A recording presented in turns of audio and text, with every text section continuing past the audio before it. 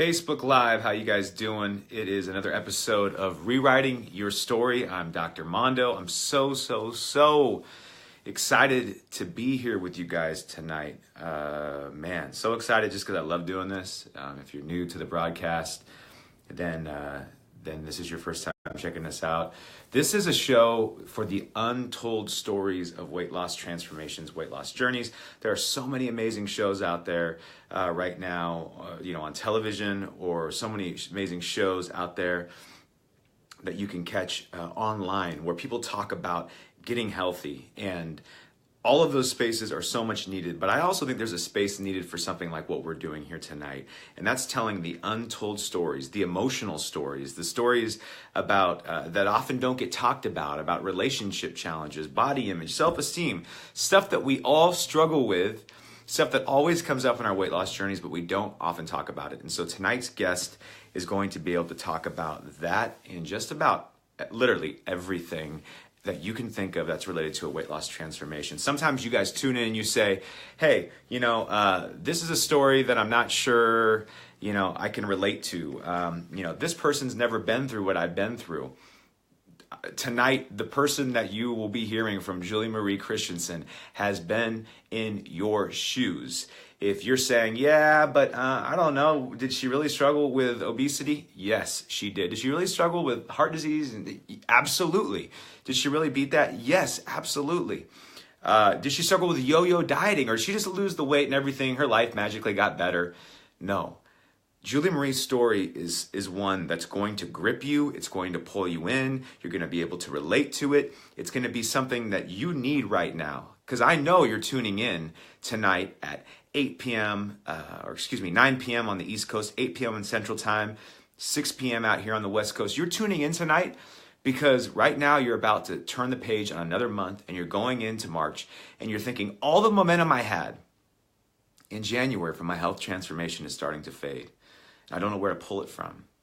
Now, if you followed me for a while, you know what I'm about to say, and that's you have to rewrite your story if you want to be successful in your health journey. Julie Marie is living proof tonight of that. If you make the only focus in your weight loss journey to lose weight, or to see a new number on a scale, or to fit into a new dress size, then guess what? You're going to continue to find yourself yo-yoing. I've truly found in my research with NBC's The Biggest Loser and the practice work that I do as a licensed therapist that the key to long-term success, and you'll hear from Julie Marie as I bring her on right now, is to rewrite your story and renegotiate your relationship with food. It doesn't happen overnight.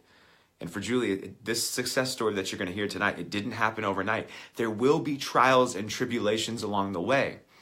It's not necessarily about whether or not you get lucky and you don't experience trials. It's how you approach and respond to them. And people with resilient attitudes and mindsets, and that's a mindset you can adapt to simply by taking it in, and you'll hear Julie's tonight.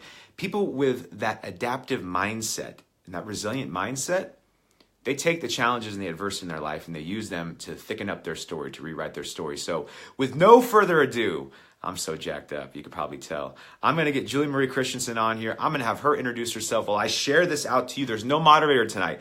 It's just me and you, and we're going to have this amazing conversation tonight with Julie, and I can't wait. But with no further ado, let's bring... Doesn't just sit around on Tuesday nights. Julie is an amazing chef. She's the founder of the Protective Diet, which I highly recommend you check out. You can Google it, Protective Diet. I'm sure she'll put links in here. You want to check out what she's doing. Some of you are saying that I can't eat healthy, or I don't know, eating healthy is such a struggle for me. It's tough because I have to give up so much. I can't eat, I can't still be a foodie. Again, something I always say is I want whole foods, plant-based, and Julie Marie will tell you her story, but you can still be a foodie and be healthy. You absolutely can.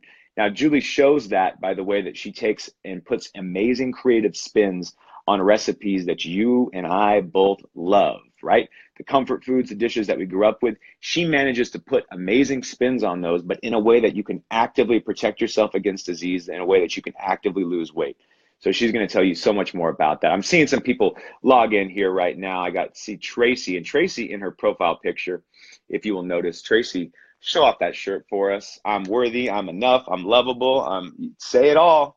Say it all. Tracy, and I actually met out in Kansas City, Kansas this past week. I was out at Bar None Gym. If anyone in Bar None is in the house, make sure that you say hello on this thread. Make sure you share it with your friends and your family. Some of them missed the talk, the experience that we had this past Friday and Saturday. And so make sure that you let them know that you are here and that you are rewriting your story. And this is a great way to give them another experience about what we're all about here at the drmondo.org website with tonight's broadcast. So, Julie, I'm adding you onto the screen, and it just says loading.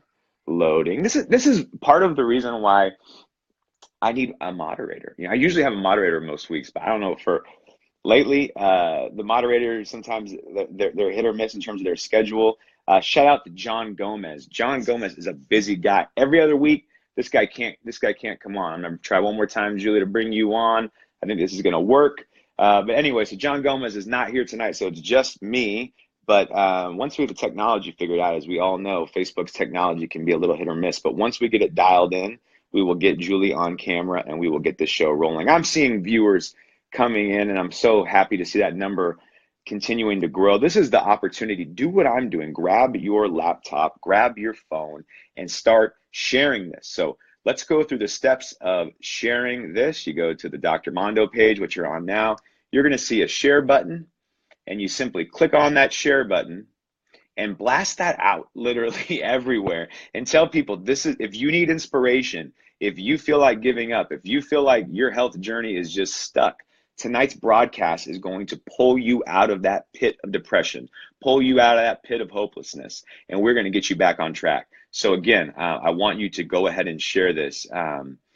Julie, one thing I'm going to tell you is make sure that you are logging in through your personal account and not your private account. And I see that you're trying your best, and don't worry, this is all going to get straightened out. One way or another, we are going to have Julie Marie Christensen on here, and I see her again.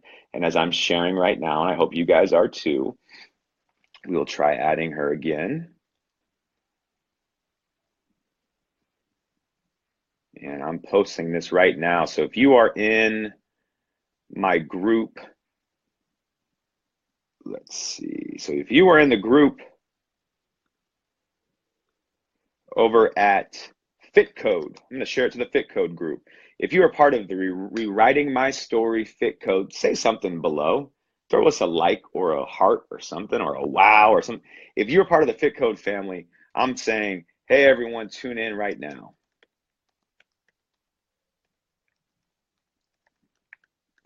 So if you're part of Fit Code's family, tune in. And let's see, we're still adding you, Julie. For some reason, it's just not coming through. That's okay. That's okay. It's going to happen. While we are here, I'm looking at questions. People are saying, Bar None is taking us to the next level, and I can't thank you enough. That is from Lauren. Lauren, I can't thank you enough. I was out with Wilson Thomas, and if some of you caught that broadcast last week, you will see that Wilson Thomas, just an amazing fitness community. I met him. I got to meet Nicole. You probably heard her story last week too, and actually went out to Kansas City to meet with Nicole. And I spent some amazing time with her. Went to lunch, had coffee, she'll tell you, we had all kinds of crazy stuff happening when we were hanging out.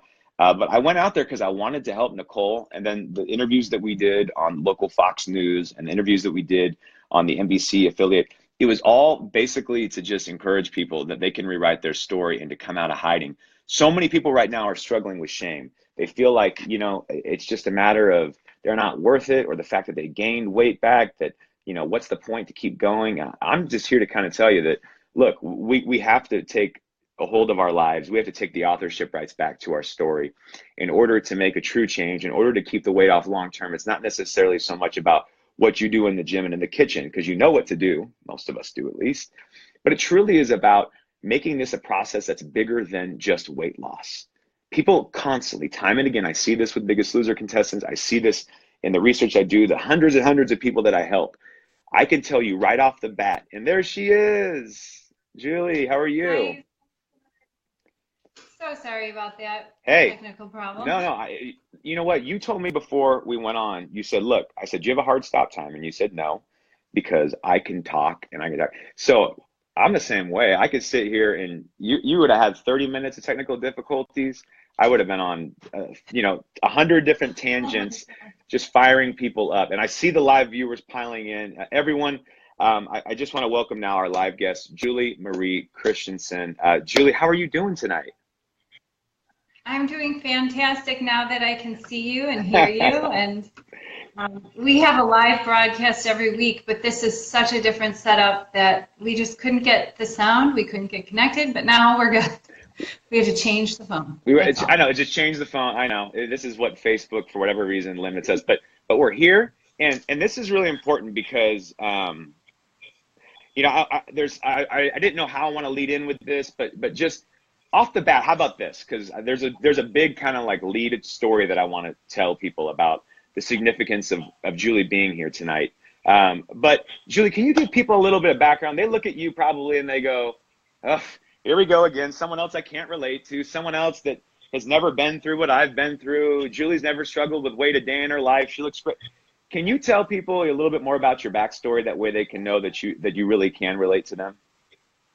Of course. I'm actually going to show you with my story a little bit of a visual example, because I feel like it's very hard to imagine that I started off Oh my here. Gosh.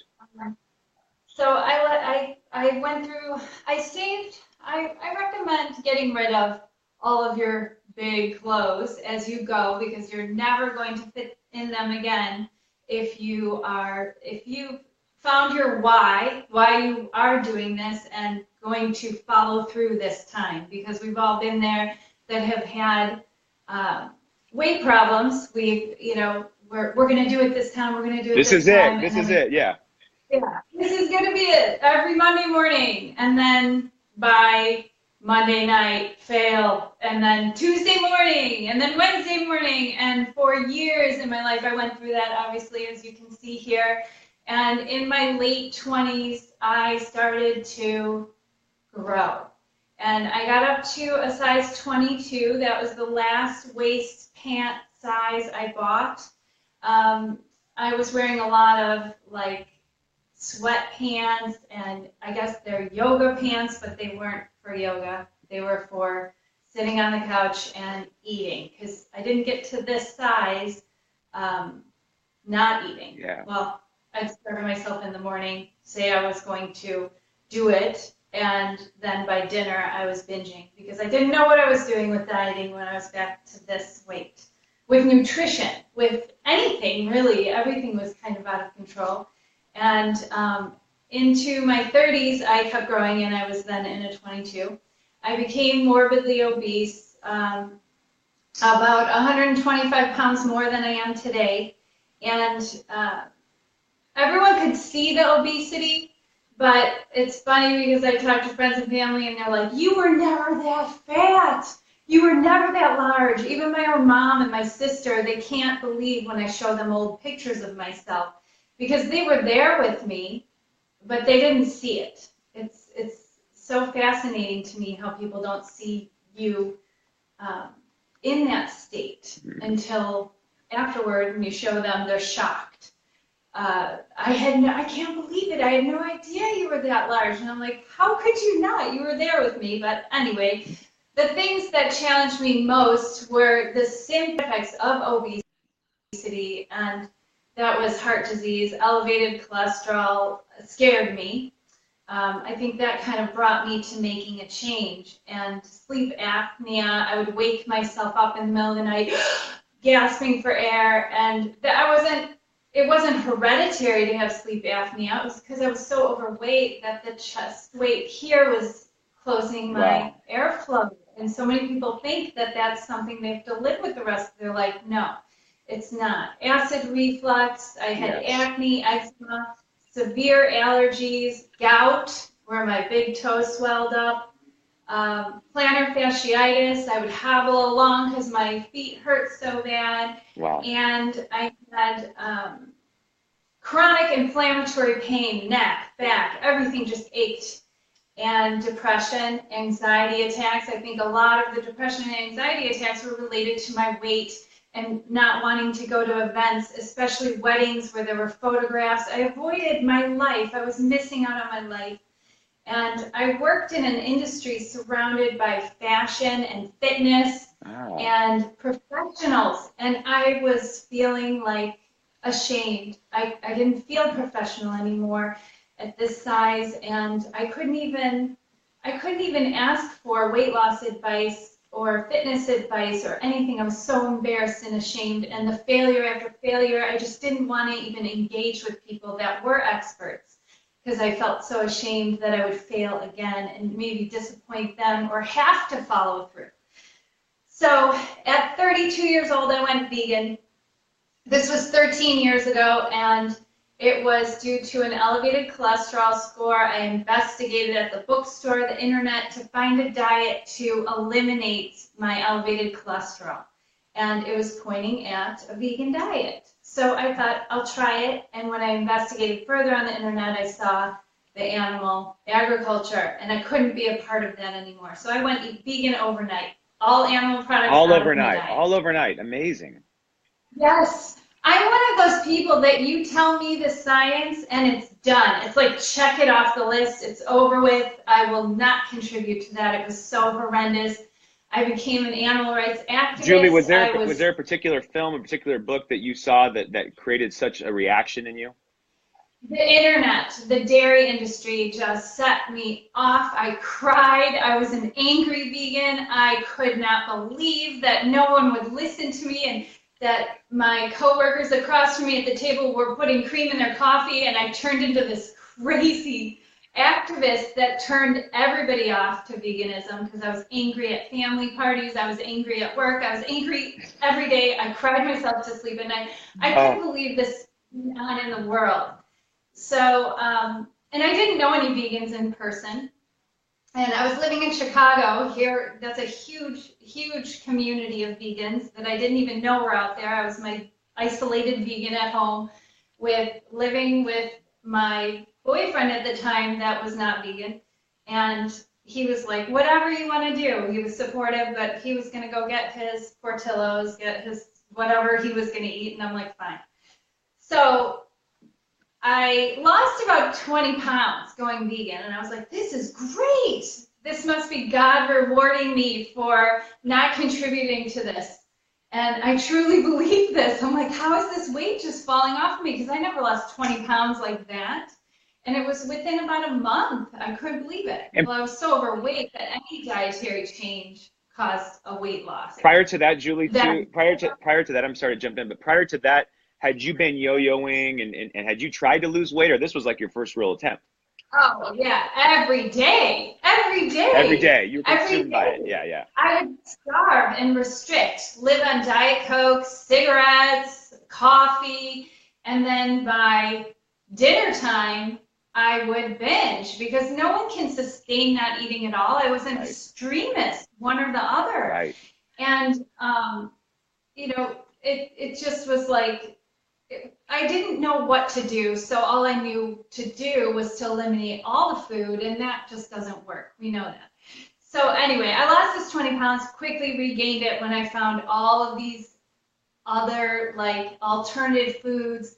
Now, this was before, like, all of the newer vegan products are on the market that are so much better than when I first went vegan, but I ate veggie burgers and I ate vegan ice cream. They had like one brand of vegan ice cream. I found all of these foods, Franken foods I call them, because they're full of sugar and fat, so caloric. But they were vegan, so I bought them and I quickly gained that 20 pounds back. I was right where I was. And then I realized I need to get into this whole plant-based thing. I found I started doing a diet that was a lot of you are familiar with, I'm sure, if you're into plant-based eating. It was a 6-week program. You could lose 20 pounds, and you restrict your starches, and you could eat as many vegetables as you wanted.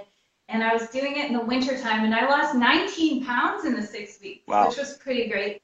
But then I realized at the 6-week marker, I went right back to my vegan comfort foods, the easy options that were so high in fat, and I was eating a lot of nuts and avocados and dried fruit, and I went back to those caloric foods, and I'm like, okay, so I'm going to start exercising.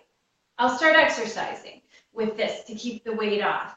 And I'm going to start eating more starches and less fats. And I started going that route.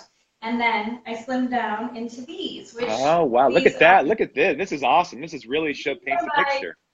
These are 12, 14s, that size. They're kind of stretchy. I was very excited to have these pants. And when I bought them, I remember I felt really good. I was on my way. But I was still not quite representing something that the people I worked with that were in the wellness community and fitness community, I worked in health spas and fitness centers. So I worked around a lot of very fit people. On the outside, they look very fit and healthy. And I was still very pro-vegan and pushing vegan, but I didn't represent what they wanted. Like, I was still, you know, a little full around the edges, but I got into working out. And then I was like, okay, this is what I'm going to do. I'm going to do the workouts. 6 spin classes a week. That's what I did. I knocked myself out in the gym, and I slimmed down to a size 8. Wow. Which, an 8, single-digit sizes. I mean, this girl was in a 22. Well, I was thrilled. What did that mean to you to be in single digits? Was that just like incredible? Was that, I mean, yeah. Yes. These jeans I never got rid of because a lot of things happened in these jeans. I met my husband, Jerry, who is just, he was sent to me. And these jeans, these were a milestone. And so I had to hold on to them. They meant so much, and so did those black pants. To be able to go in a normal store and buy a pair of pants is a big deal when you're coming from a size 22 to a 12, 14. Yeah. You're like, I'm in a real store, not the store for big girls. This is great. Yeah. So I cut those pants, and then I had these size 8 jeans. I was struggling. I was restricting my starches. I was restricting my food and exercising. And I can remember my sister being very upset with me because I didn't want to come over because I'd missed my spin class. Like, that was first. It was taking over my life in order to stay in these pants. And I look back on it and I describe myself as one veggie burger away from fat. So were you having the panic attacks and anxiety attacks around that? Because that to me, No. that's, I mean, like, it just sounds like there was all of that stuff that I listed went away. It went away with going vegan. Oh, wow. Except I still did have some allergies, some challenges with allergies. I had some acne when I would eat a lot of sugar, and I was still slipping these things into my diet. I wasn't totally sugar-free. I wasn't off all the dried fruit.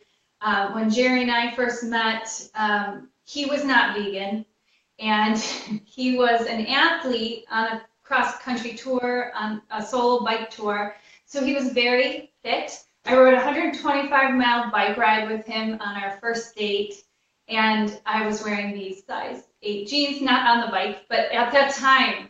And I was still doing a lot of vegan activist stuff. So vegan, I led with vegan and was turning off a lot of people along the way. So I wanted to inspire others to adopt a vegan diet, but I wasn't representing still. The size 8 around the community I was surrounded with, they were very slim and fit. This wasn't appealing. They were happy with their chicken and rice, Julie. That's what they'd say. Wow. This is working for me. So I was like, I'm not going to eat chicken. What am I going to do? So then I started restricting portions and and it was not working for me. And when I say I was one veggie burger away from fat, what I mean by that is one meal too many, and these were too tight. So it wasn't sustainable at all. So I'm like, okay, this is not working for me. I need to figure this out. And that's when I started really focusing on the whole foods. We cut out the sugar out of our diet, and I cut out the coffee, and I cut out the food additives. The food additives, I took them all out of my pantry. They were driving me back into the kitchen on a regular basis. I couldn't figure out what it was. I would eat dinner, and then I was back in the kitchen looking in the fridge. I wanted just a little something. What was it? I cut the sugar out. I cut the caffeine out. What could it possibly be? And it was these additives. That's the only thing that I could think of that was in my diet that wasn't a whole food. And it was in a lot of the tomato products I was using, salsas, condiments that were sugar-free, but they had these additives. My veggie broth had these additives in there. And the more I researched about them, and the more I researched about MSG and how it works in our brain to drive us to eat past full, drive us to be a consumer of a product, to sell more product. It's in things like sparkling water, like LaCroix sparkling water, which I love drinking. Why do people love this water so much? It's because it has natural flavor in it. Well, what is natural flavor? It's a natural component and a chemical additive to get you to crave this food, to get you to have this response in your brain to want it. Amazing. So I cut all those things out of there, and guess what happened? I started to slim down. Well, in that process of doing that, I lost my best friend to a heart attack, 40 years old. And she died in the middle of the night. She had a 6-month-old baby and a 7-year-old daughter and a husband and a best friend that was so heartbroken because here I am doing this diet that could have eliminated her high blood pressure. I wasn't direct enough. I wasn't a good enough example. I needed to be a better example. It's hard. That's when Jerry got serious with me and promised me we would eat the cleanest diet for optimal health. We researched what to do to protect ourselves from heart attacks, to protect ourselves from disease, and that was promoting our endothelium. Our endothelium is a single cellular layer wall that runs throughout all our blood vessels, protecting us from heart attacks. 90% of heart attacks happen because of breakdown in this single cellular wall. So we wanted to eat foods that promoted and strengthened that cellular wall and eliminate all the foods that break it down. In doing that, with my sorrow and my sadness, I think really fueled my fire and kept me on track, because I thought, I love all these people around me and they have high blood pressure and they have high cholesterol, and I know how they can eliminate these risks. I don't want to lose another person. And my mom was one of them. She had a blockage and she had elevated cholesterol. And I begged her to join me, that I couldn't handle the heartbreak of someone like her leaving me next, and she joined us. Wow. And she's 6 years now. She's been practicing a protective diet, is what we call it, because it protects our endothelium. It protects human health, animals, and our planet. It's all in harmony. It all goes together. I love that. So we did this, and I slimmed down to this size 6. And this size 6, I couldn't believe it, because I was a 6 back when I was young, like in high school and like early 20s, when I lived on cigarettes and coffee, like, and danced all night. Like I worked so much that food didn't matter. I didn't cook. So I couldn't believe I was eating, and I was eating alongside Jerry, like calories didn't matter. We were eating as much starch as we wanted, tortilla chips, loaded nachos, all with protective diet recipes, low-fat sauces. It's a very low-fat diet. No nuts, no dried fruit, but very creative recipes. And I was coming up with cooking techniques to make comfort food favorites, because I love food. and my skills are in the kitchen. So I developed all of these recipes, and everyone's like, I want this recipe, I want this recipe. And people were starting to take note of my smaller body. And I had it together. I felt like more confidence, like I can teach this. And Jerry asked me if there's anything that you could do in life, what would make you happy? Money, no consideration. I love that question. And I said, well, I'd have dinner parties and teach cooking classes, teach everyone I love how to cook healthy. And my mom sent me this little $40 camera. It was a video camera. We turned it on, and I started making cooking videos. How long ago was this? How long ago was this?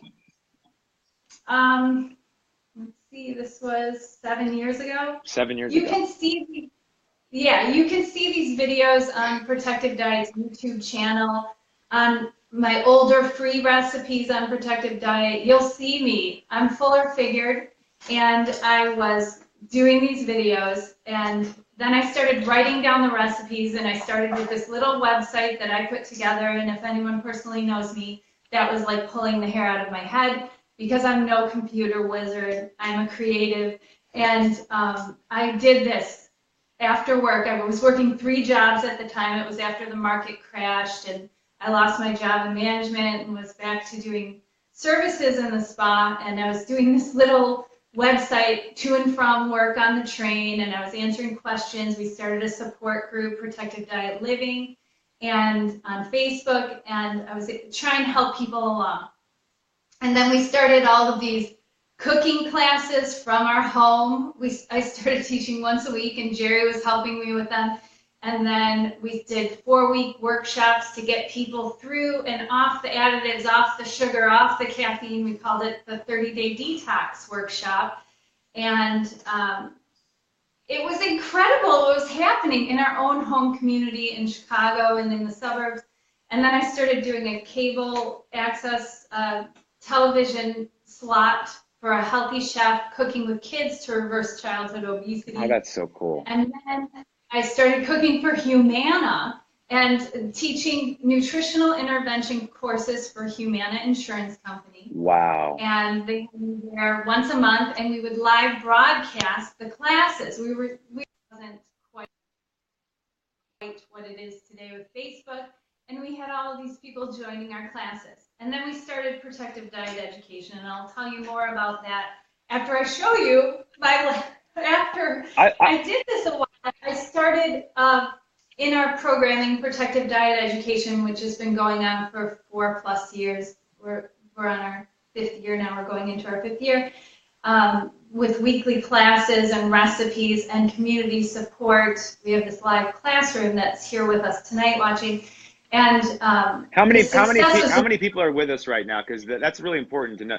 This is your night where you teach your class. Yeah, because we have so many different classrooms or so many different pages that we've shared this video with. So I don't know if you see any comments coming from. Oh, there's Angela and Maria. We've got our PD for lifers in our classroom, and they're always here every week. The successful people tune in every week. Really? And we group with us. So cool. We feel a part of something bigger. I mean, we're doing the most impactful thing we can do for human health, for the animals on our planet, eating this way. And it's so fun.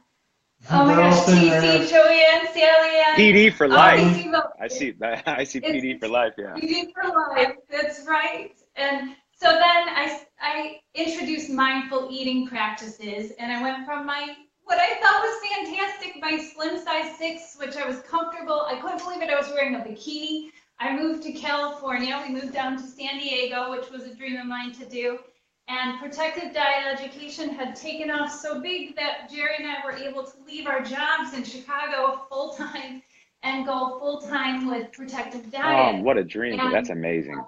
So then I got down into this is a 4. I got down into a 4 doing these mindful eating practices, which I'm happy to share with you. Yes, yes.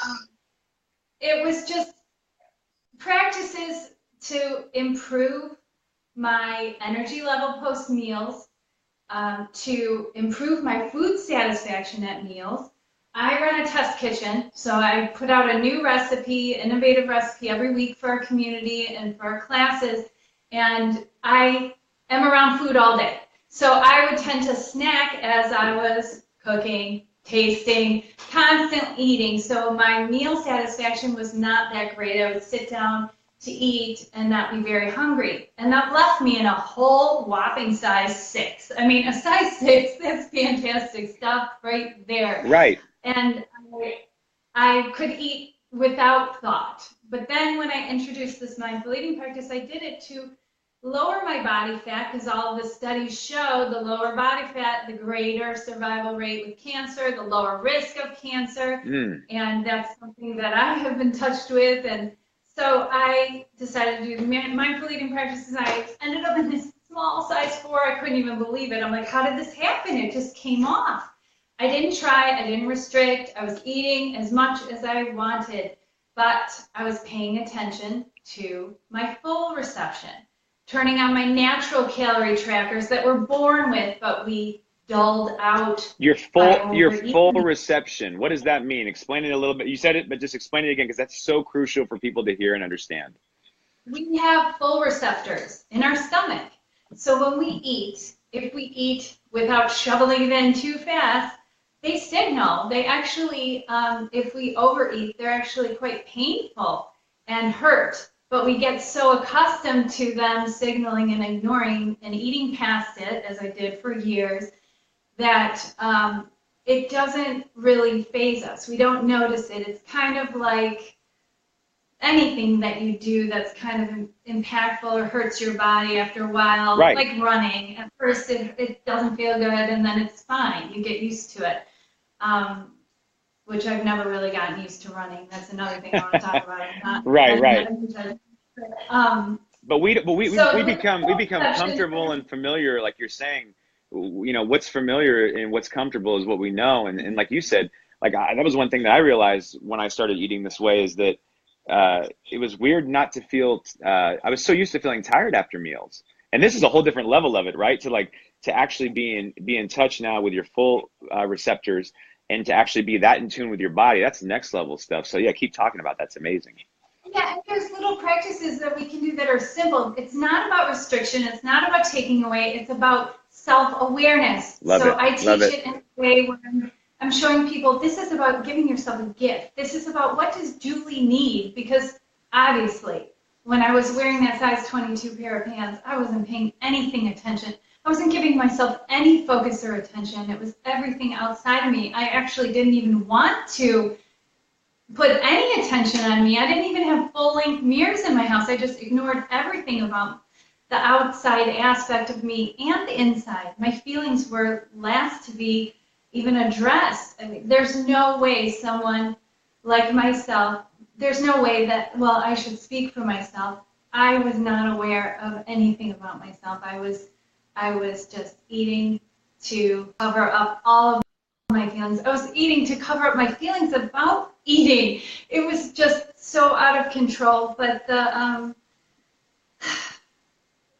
the mindful eating practice really helped me to get in tune with my physical self, how I really feel. And when, am I eating because I'm bored? Yes. Am I eating because I'm cold? Right. Yes, this was a I had. I'd be cold, and I'd reach for a banana. I wasn't even hungry. So, like, we go through all of these different tips and rituals now that we put in place of food, like tea rituals, and we have all these different beverages that can be made that are special. It's like a ritual action you do to give yourself something, whether it's orally, because we're accustomed to that, sure, or treat ourselves to some new activity. Mm-hmm. So that's part of protective diet education with mindful eating, and I can go into that more. But first, I have one more pair of pants to take off. So then one more, really? Okay. I do. We did this Stop the Snacks challenge. We did the longest running challenge in protective diet education that started February 1st. And it's going through till May 1st, and anyone can jump in whenever they want. And it's a challenge for just betterment, progress. We called it a progress challenge. No matter where you are in your practice, I wanted you to make these next 3 months count, because all of us can be in a better place by May 1st, no matter what it is. And mine was stop the snacks. So I was finding I was in the test kitchen, snacking or tasting as I was chopping, and it was ruining my food satisfaction. And I was eating late at night when I wasn't even hungry. It was just what I was doing while I was watching a movie or TV. And I found some new little practices to put in place. We have an all-natural gum that we chew, and I started incorporating tips that I was sharing forward, but more frequently and consistently in this last month, and I dropped down to a size 2. I can't even believe this happened to me. This is not restricting any food. I am, just to be clear. So like when you say not restricting, like you get down to a size 2 and just like, I don't know, run through a day of what you're eating on like, I mean, just to give people an idea, because they're probably thinking, yeah, like you said, restriction leads to stuff like that. Well, in the morning, my favorite breakfast is what I call a yogi bowl. And it's frozen blueberries. We always stock a couple bags in our freezer every week. It's just a consistent breakfast. I always suggest the same breakfast every morning when you're getting started, or when you find the one you love, because you want it to be mindless. And this is a cup of frozen blueberries that I put out to defrost. You can put them out the night before. A cup or so, a half a cup to a cup of homemade plant-based yogurt, which we make in our Instant Pot. I don't know if you can see into my kitchen. I can see it. Oh, I'd recognize it from a mile away. I know those things, of course. So we make the yogurt, so I always have that on hand. And then I use a half a cup to a cup of raw oats, and I mix it up, and that's my breakfast. It's so easy. I could put it in a jar if I have to take it to go. I could put it in a jar and layer it up before I go to bed at night. Jerry, he usually eats, well, he always eats a cup of steel cutouts that he cooks on the stovetop because he likes it cooked, and he tops it off with unsweetened organic applesauce, and then he puts this berry boost blend on there with blueberries. He puts these spices we call Jerry's berry boost blend. It's like cinnamon and cardamom and cloves. I'm going to say this really. I'm going to say this really quickly too. If you guys have not checked out some of these recipes, like they are intricate and detailed in all the amazing way. Like you guys like have found a way to create flavor in ways that people think are off limits when you're eating this way. Jerry does all the.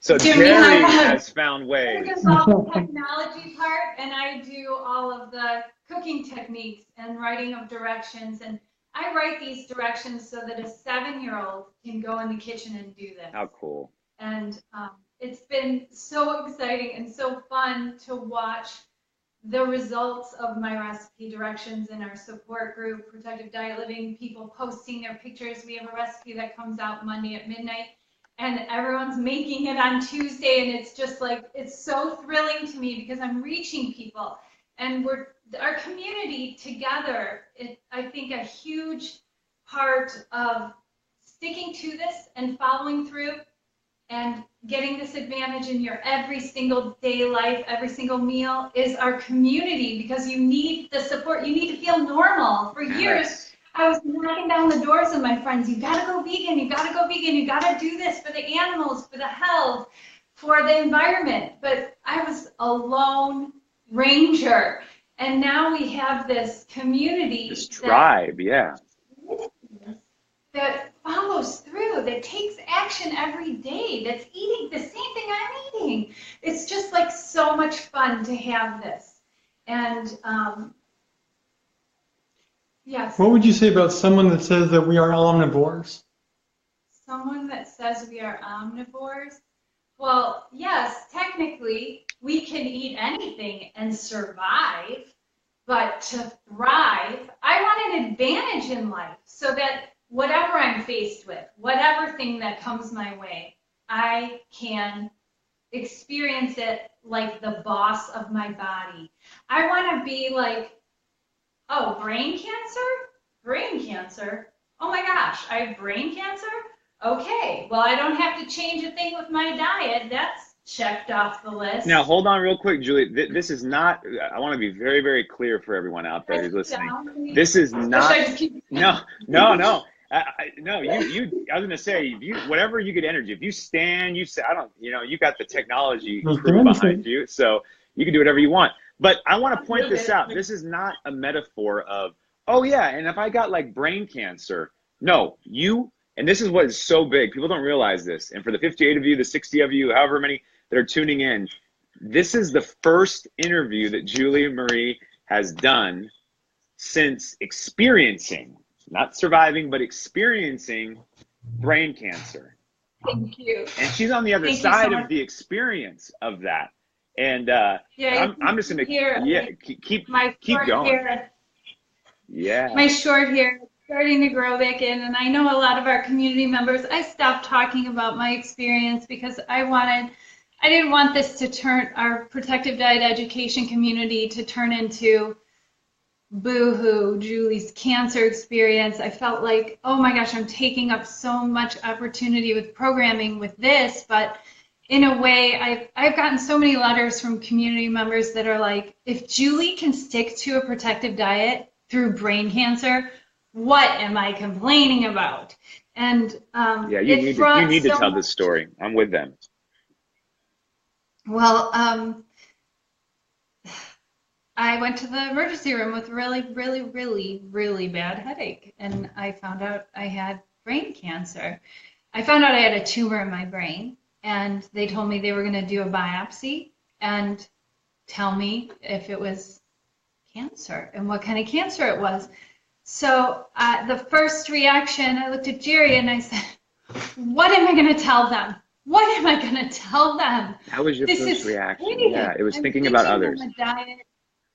I was already, we had community members that were experiencing cancer, and I was focused with our programming on sulforaphane and angiogenesis inhibitors and all these things we could eat in our diet to regress cancer that are staples on a protective diet that I had been eating for years. So what am I going to tell our community that I have cancer? This is going to lose all of their faith. They're all going to be going through the drive-through tomorrow. This is hideous.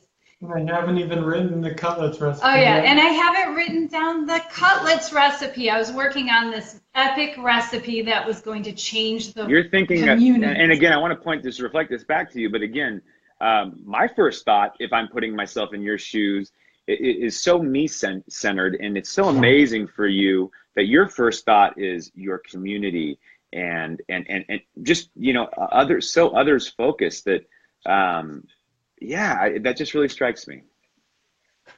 Dr. Mondo, this community has kept me so excited, so excited. It's like when you go through an experience like I did with reversing all of that disease and losing all that weight, and then you have other people that are going through that and you can help them through it. Every success story, I am just like, oh my gosh, one more that's living well, that never has to experience that again. Wow. And so that's why you follow them. Yeah. I love them. I fall in love with the people that I work with, and sometimes it's hard because they leave the community, they don't follow through, but we see them back. They come back. They're like, what was I thinking? So we all have to have our own experiences, just like I had to find my way. I paved this path to make it really easy to follow, but sometimes it's hard to follow an easy path. Sometimes it's so easy that they don't even believe it themselves that it's happening. So I make them keep a calendar of achievements so that they can go back and see the progress, because sometimes it's like it happens so quick that we either think we can go back to eating how we were eating and it's going to be okay, or we don't think it really happened. It doesn't sink in. Like sometimes I look at myself and I go, for real? Like I don't see myself. I don't think of myself as now. And things like this tonight remind me, putting on those clothes and going down memory lane reminds me of all that I've overcome and helps to remind people that I haven't met yet that it's never too late. I mean, my mom's 77 years old and she reversed her blockage. We weigh the same. There is no, oh, I'm in menopause or I'm too old to lose weight, I can't lose a pound. When you adopt a protective diet and you follow through full time, I'm not talking about kind of eating healthy. I'm talking about going for it. That body fat, it doesn't stand a chance. Wow. It's going to come right off. And this is something that I see a lot of times people are like, oh, I tried a plant-based diet, I tried a vegan diet, and I gained weight, or it didn't work. And I'm just like, well, you weren't eating what I was eating. And what I'm eating is pretty simple, but it's very exciting because I think comfort food favorites, we've got to have pizza night, we've got to have all of these fantastic foods to follow through. But getting back to that cancer thing. Oh yeah, that cancer thing. And again, I think I just think that's so telling to you and just getting to know you and who you are, that you're so centered on this mission that, yeah, like here it comes. And this is a nightmare for so many, for all of us, that you would get cancer, let alone this aggressive form of cancer, brain cancer. And here you are thinking about, I have to finish the cutlet recipe. Here you are thinking about your community. I haven't written my book yet. My book's not finished. Oh my gosh. Jerry, how are you going to go on teaching this? Jerry, what are you thinking? Jerry, what are you thinking? What are you thinking? Jerry, can you pop on screen Jerry, and tell her what were you were thinking? He was thinking, I'll make oats. I'll make 20 different versions of oatmeal to share with them. Jerry, were you thinking? Were you afraid that you were going to lose Julie? Where was your head at, Jerry? I'm curious. You know, I was. We live our life in a very fruitful way. Like we really live our life every day for the minute. And so we've spent a lot of great time together, and I love her for that. So I wasn't that afraid, because she's awesome. If anyone could overcome it, then she could do it. But we practice something. The wonderful whys, trying to find out good reasons for the reason things happen, and also crossing one bridge at a time.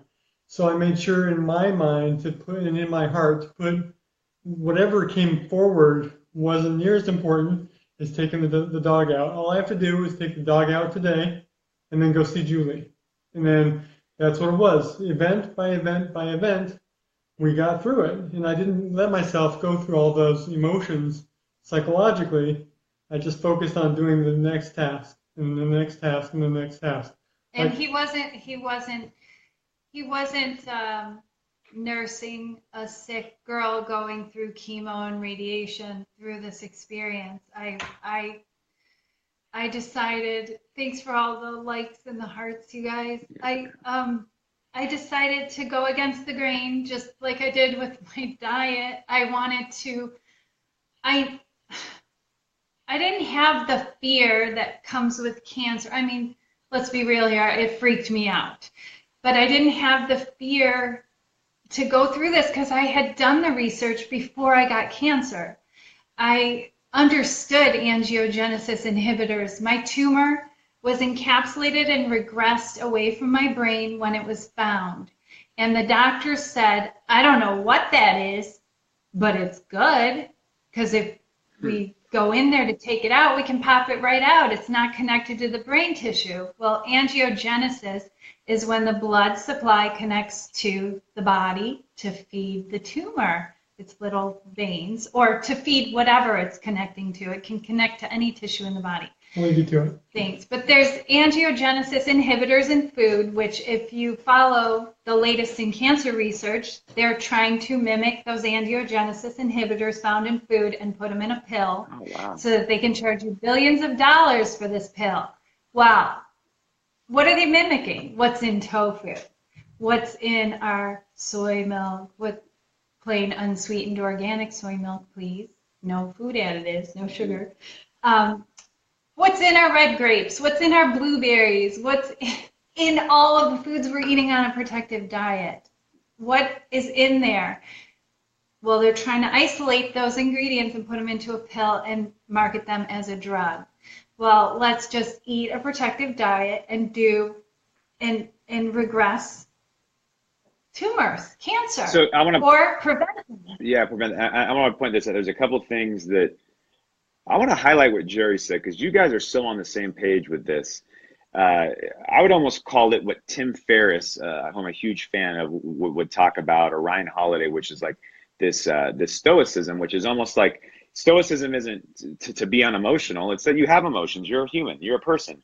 But you assess things and you step back. And there's a couple principles that I want to point out for people, because they're so evident in your story. I know that you didn't just start using them when it came to brain cancer. You deployed them because you got so good at them that you used them when brain cancer came out. It was just one more thing that we're going to apply this principle to. And Jerry, can you tell me again, what was that first principle? There was something about the why behind the why, or what was that first principle you said? We need to see the meaning in this. Why. The wonderful why. What does that mean? What does that mean?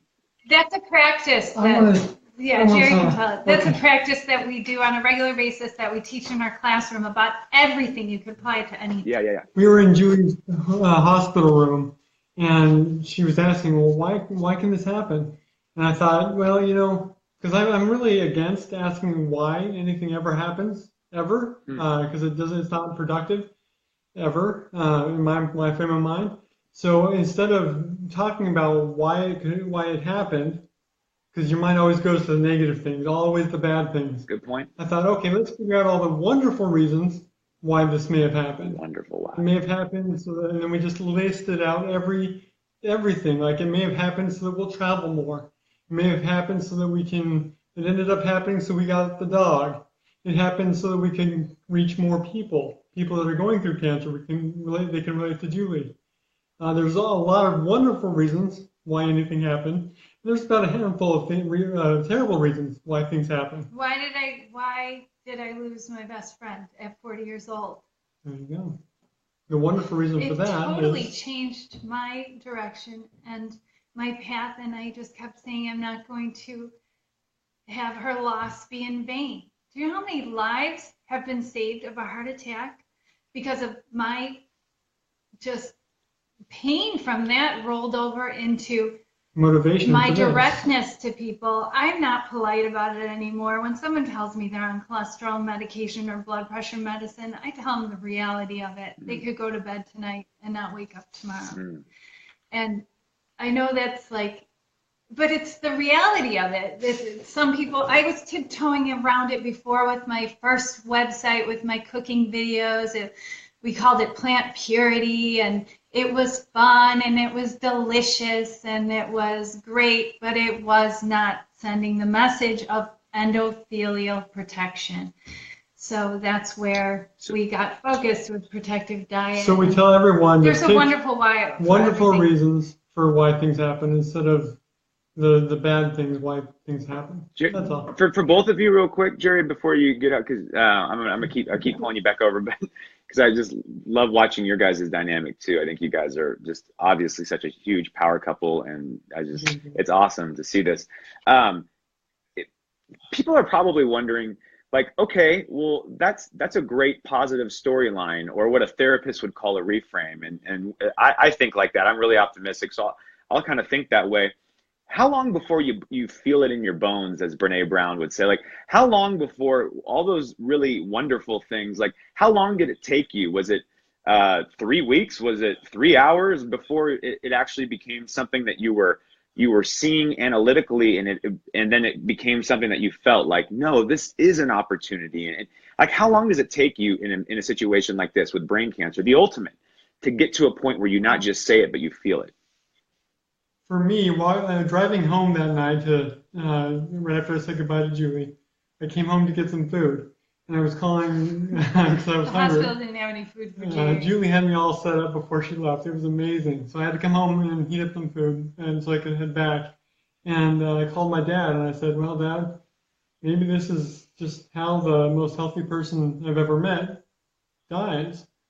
And he said, well, let's deal with that when we get to it, Jerry. And I was like, that's right. And then I went back to thinking. And then from that point forward, I thought of the wonderful reasons why things are happening, is whatever I could. I mean, it was hard for the first 20 or 30 minutes. Now, I am also one of the most positive people that anyone has ever met. Yes. So it wasn't that difficult for me to get back into the right frame of mind. But it didn't take long for me to feel it, because as soon as I say something, I feel it. Julie does that too. When we set our mind on something, nothing derails us at all. We are gung-ho 100%. So I was like, okay, we're going to get through this. She's going to get through it for sure, because she's like the most strong person I've I ever think met. it also comes from experiencing success. Right. Jerry had a brain injury at 15 and had to relearn to walk and talk, and he's got quite the story behind him. But so he was successful in overcoming that. So that's where his positivity comes from. He knows that anything can be overcome if we want it to. And we take action daily. And I went through this experience, so I had success. And I was teaching a member of our community that I was thinking about every day, that was diagnosed with cancer and was treated and then joined our community and had another relapse of breast cancer. And Joan, she just, my programming went in the direction of cancer prevention, to give her that fearless feeling. I just kept incorporating new things we could add into our diet that would protect us. Whole foods, no supplements, no nonsense. Easy things that we could eat and do every day to improve our chances at cancer survival or preventing. And it's like, so when I was diagnosed, I was like, how could this happen? I was doing all these things. But then when I saw my results on my MRI and this regressed tumor, I'm like, this had to happen. God set me up completely.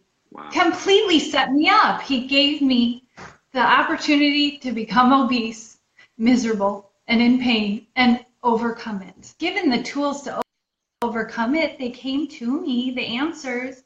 It was my responsibility to take action with them, and I did, finally, after many tries. But something seemed so right in this whole vegan thing, in this whole plant-based thing. It made me feel so right. But it didn't make everyone feel right around me when I led with my angry veganism. I had to come from an approach that appealed to everybody. And that's where it went. And then this experience with cancer, it seemed like, oh my God, how tragic. You know, Julie, she's teaching this and she got cancer. Well, the cancer was a cancer that had been growing with me since childhood. So really? I had this there. And I read that, and I want, so that's so, like, because that was probably a lot of your fears, like you said, that oh no, like, but when you found that out, like, was there a big, like, sigh of relief, or It took until after the biopsy, and then they dissected it. Well, so what happened was, after they did the biopsy, I said to my neurologist, who was my only doctor through this whole thing, I went to see the oncologist one time to see what they would tell me to do, because I wanted to learn the whole cancer experience. But I walked into the office and I said, I am not doing this. I am not doing radiation or chemo or whatever they throw at me. The first thing they hand you is this brochure of this group to join and all the things to expect with radiation treatments. And I'm like, I've never even you refused that right off the bat? Yes. So I went to the appointment because the neurologist or the neurosurgeon said I had to. This was the doctor that did the biopsy. So I went, and then I went back to see the neurosurgeon, and I told him, I am going to go home and get a cat, and I don't want you taking this tumor out of my head. It has signs of regression. I am going to regress this tumor completely. And he's like, well, I don't know about that. I see that it looks different than anything I've ever seen. And I said, well, have you ever met anyone that's eaten this way for as long as I have? And he said, no, you're an original. Like, he thought I was crazy and out of my mind. And were they giving you, Julie, were they giving you like percentages of survival and chances of living, stuff like that? No, they won't give you that. They will tell you to go home and look it up on the internet. They don't want to tell you because they don't know, first of all, and I've been told that by many doctors. Everyone's different, but the majority of people that have this type of tumor get radiation and chemotherapy, because I don't know people that don't do these treatments with this type of tumor. They die after 5 years. Wow. I started investigating on different brain cancer support groups, and those people are there, and then they're gone. And so I'm like, okay, are they dying of the treatment, or are they dying of the cancer? And That's to find out why people die of brain cancer was like the big mystery. So I went to the oncologist, and I'm like, well, why do people die of brain cancer? What exactly happens? Does it explode? And he fed me filled with fear. He said, you could have an aneurysm, you could have a brain bleed, you could, if you were my sister, you'd be having that tumor removed tomorrow or this week, and radiation and chemotherapy would start the next weekend. You would not be leaving my office without this scheduled. And I went to the car, I cried my eyes out and told Jerry, I'm not doing this, but I am so unsettled right now because I know he's looking out for my best interests. He's a human being. He's a doctor. This is what he knows. He's not, with all that I've learned about these treatments and all that I've learned about the power in diet and how much more powerful it is than chemotherapy, we can eat these foods that have chemotherapy qualities to them. And I know this, and I know he does not know this. This is not his specialty. So he is looking out for my best interests. So it was very unsettling. But I still went home, went against the grain, and reassured my friends and family that I was going to be fine. And that became my full-time job, was telling them that I was going to be okay. Because they didn't have the confidence I had in the research I had done and what I had seen happen to my body and unfold eating this way. So they hear that your friends hear that you have brain cancer. They're researching it. They're looking it up. They're trying to understand it. And then they hear that you're going against the doctor's orders for his sister and what he would do for anyone, and resisting that treatment. And you know, I just, because the way that you eat already is so counterculture.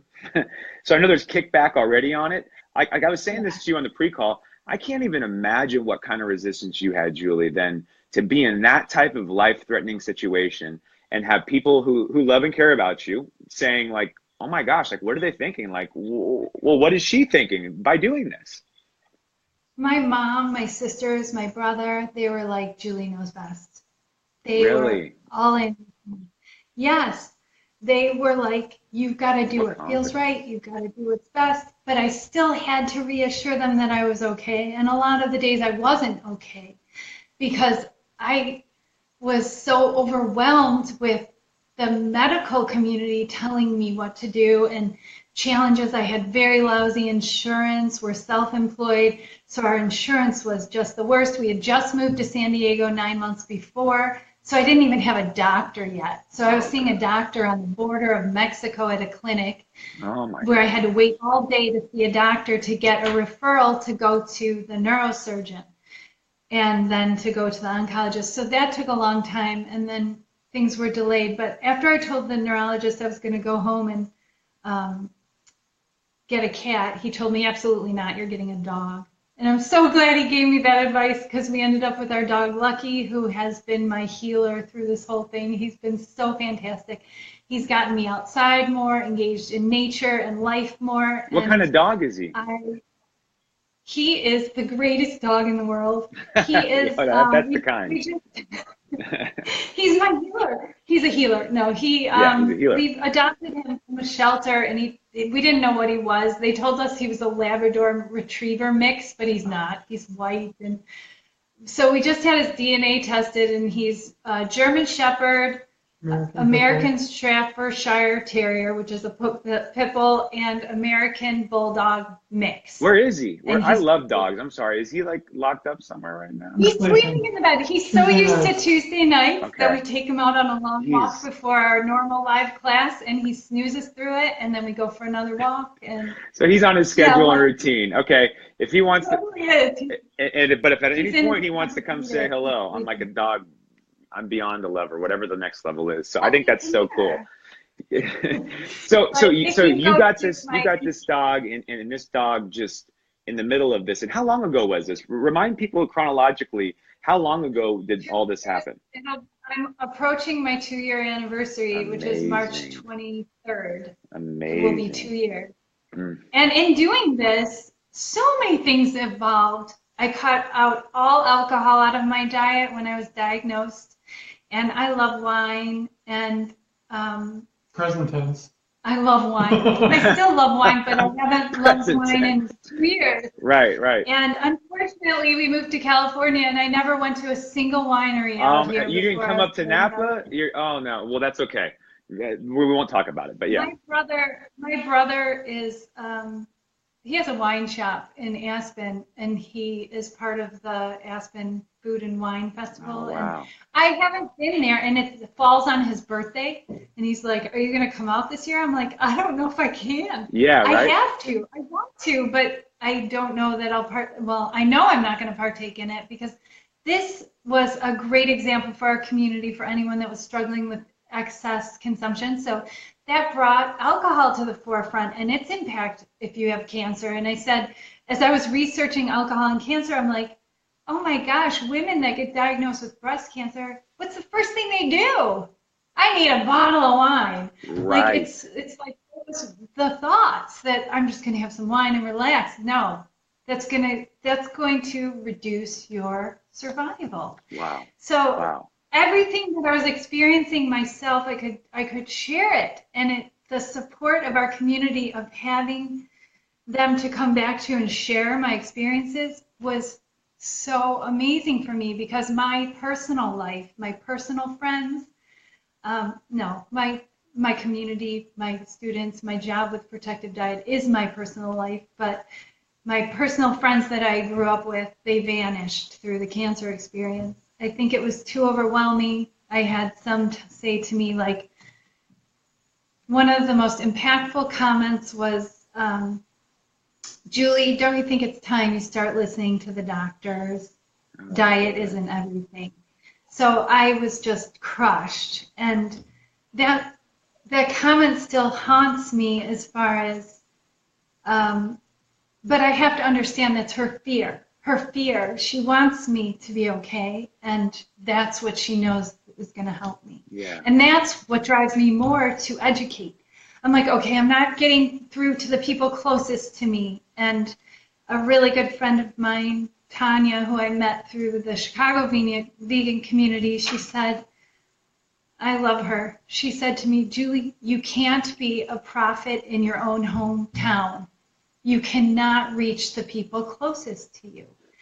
And I thought, but those are the people I want to reach most. But you have to reach humans everywhere. Like, somehow, that was what I was driven to do, was to help. And slowly but surely, the people closer to me started to come around after I moved to California. After I wasn't so accessible, that's when my closer friends were like, I got to do this Protective Diet thing. I'm like, you should have done it when you lived down the street from me. You could have come over all the time. Could have been really They easy. did come over all the time to eat. They were happy to eat, but not to cook themselves. And that's where I try my best to make the daily application easy, the cooking fun, setting up what I call their workplace for wellness into this fun place. Organized place, well-stocked place, so you can walk in the door and there's always a dinner in minutes.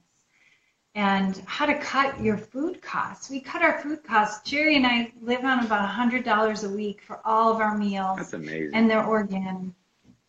And that's how it is when you develop kitchen systems and you follow along, so that you're shopping for your staples when they're on sale. I mean, why not? We can.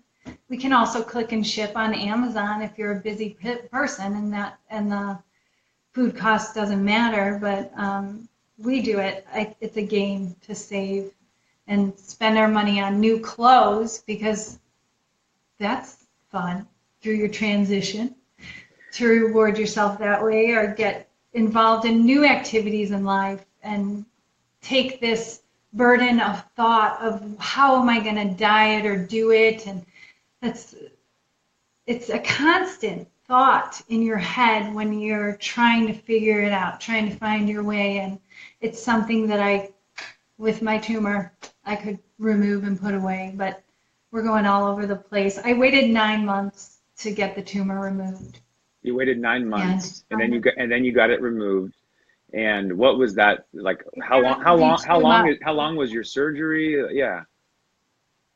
I think it was like 2.5 hours, 3 hours, 2.5 hours. I think so. 2.5 hours. I actually ended up having 4 surgeries because medical intervention is not for me. The biopsy, and then I had 9 months later, I had what did I have? Cranioplasty. No, I had a craniotomy. That's where they open your skull and they take the tumor out, and it came out beautifully, not a cell of cancer left. And then I had some complications where it wasn't healing. My head opened up and this piece of bone or something came out, debris, we don't know. Oh my God. And it came out, so then I had to have another surgery where they opened it up. They thought there was an infection, but for about a month, it's kind of gross details, but we were draining it. No infection was found, but they treated me for this brutal infection. And then I got a blood clot. Oh, before that, I got a blood clot in my leg, because when you have cancer removed, it makes your blood sticky, something I didn't know about. And so they treated the blood clot. I got a brain bleed. The brain bleed then caused this opening, they think. I don't know. We still don't know the exact details on it. So you're going through one thing after another. And again, you're just deploying this mentality of like one, yeah. So on the year anniversary of my second surgery, the surgery to remove the tumor, I had my final surgery called a cranioplasty this past December 1st to replace the bone, because the third surgery they went in and cleaned it out and took the bone out, sent the bone out for biopsy to see if I had an infection, which came back as nothing significant to cause this. And through that, I became dependent on opioids, and that's a whole nother story that I am going to soon share publicly, because that was the worst part of brain cancer, believe it or not. Was the opioids. I got to learn what it's like to go through cold turkey withdrawal from opioids. My neurosurgeon, who was my only doctor through this whole experience, he said since 1972, since he started practicing, he's never seen anyone like a light switch get off of pain medicine like I did. He spotted the addiction, pointed the finger at me, told me to taper. I got in the elevator, left the office. I said, Jerry, I'm never taking another one of those pills again. And I was to the point where every 3 hours I was crying, screaming because of withdrawals. Did you do this at home? Did you do it at home, or you? Yes, and I don't recommend it. That's not the recommended process. I didn't really know what I was getting myself into. There's risks. There's health risks of heart attacks. Yeah. Fortunately, I had the PD advantage, like I encourage everyone to get before they're faced with their next life crisis or health challenge or health crisis. And I was able to get through it. I spent a week in the bathtub, and then thought I had it licked. And then 3 months following, I had post-acute withdrawal syndrome. And I'm going to share very soon. I like to make sure that everything that I did is the best before I share it with our community, because I want to bring the best to our community. That goes for anything from a kitchen tool to a ritual or a process that I do, or a new beverage that I'm trying. I love it's it. like I don't want to mislead anyone, and that's where, when I look back on my programming, this has benefited because it's timeless. Our first class to our 200 and, I don't know, what are we at? 204th class this week. It's timeless. It's all consistently the same and just keeps getting better. So, yeah, that was a big surprise. But I have to say that was it's been such a hot topic that I can't believe this happened. But what's the wonderful whys behind it? And I'm starting to finally feel good again and feel and produce the neurotransmitters. And I had to find a way to do that because my neurosurgeon told me to lift weights. Well, I did. And I developed all these muscles and I can do pull-ups now. And he told me to run. Well, I couldn't run. I had a hole in my head. And he told me to swim like a shark was on my tail, like trying to help me produce these chemicals to feel good again. And that was the worst part of it, that flatlined feeling of being off the narcotics and numb.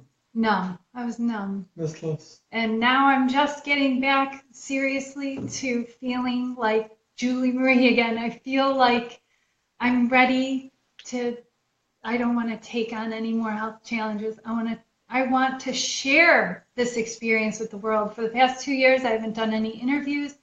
I haven't done any outreach outside of our community. My community in Protective Diet has done all of the growth. It's all grown organically through testimonials that they share with other people and say, you got to try this Protective Diet thing. We have not been promoted by anyone outside of our people, our students. It's been so fantastic. So why, Julie, why tonight? Why choose now? Is it because you're starting to feel like why come on here? Yeah, I mean, what led up to that decision? I think, well, you're so cute. Yeah, right. Okay. I mean, you wrote to me and I was like, Dr. Mondo, all right. No, I wrote to you once and then I never heard back. But then I didn't know what was going on. I was probably withdrawing from opioids or had my head cut open or something. Yeah, I'm sorry no, if I missed. no big deal. It was like you were out taking the dog for a walk or something. No big deal.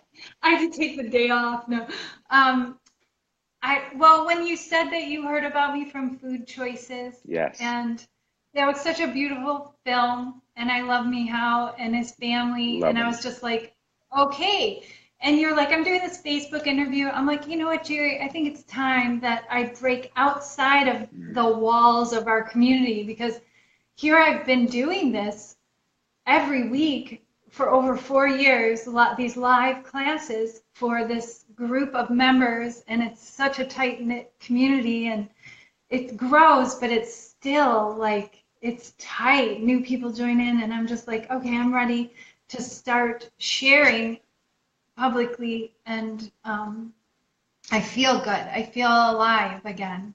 Mm-hmm. And I think when you first contacted me, it was about like maybe a month and a half ago. Something like that. And yeah. I was just starting to come around, like literally that week. I was like, okay, I've got to do this. And then when you said we could do it later in February so I could give everyone notice, it was just like, okay, I have this time and I'm going to really be okay by this date. And I'm okay. I feel great. Yeah, and I can't thank you. I mean, I'm just, because as you're telling the story, I'm blown away that I'm honored that you would tell it here and that this would be the place that you would choose to have your first interview in 2 years. You have been through so much. I mean, imagine, I see all the people watching right now, and I'm sure that they are just so tremendously impacted and blessed like I am to hear your story. I mean, like, for the people out there right now, Julie, that are out there, that these are outside of your protective community. There are people out there that say, I'm having a hard time loving myself. I'm having a hard time with body image stuff. I'm having a hard time even wanting to, I hear this all the time. I'm having a hard time even drumming up the energy and the hope to even give my health transformation another shot because I've lost the weight and I gained it back. What do you want to tell those people out there right now that are watching this? Find your why and make that like Right, right. Like that's your every morning. Get one of these.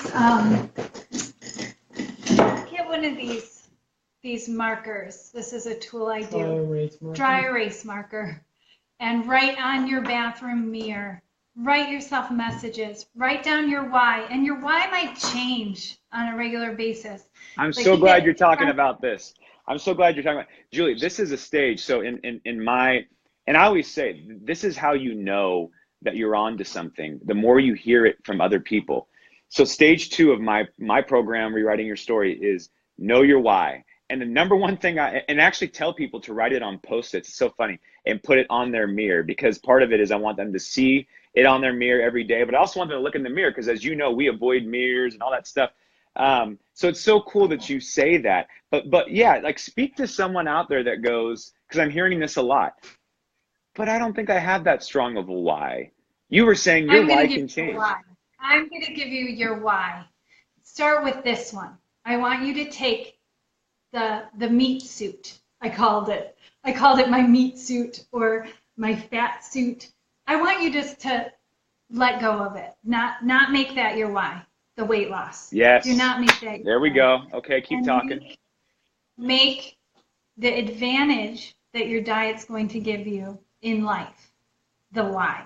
Your advantage. I want you to make it outside of yourself. And sometimes when we're in that place where we're disrespecting ourselves so much that our food choices come last on the list, and that our kids come first, our spouses come first, our jobs definitely come first, then I want you to put those 3 things first and say, if I feed my body optimally, food that's going to promote optimal health, high energy, then I'm going to be a better mother, better father, better employer, better employee, whatever your position is, better spouse, because I feel good.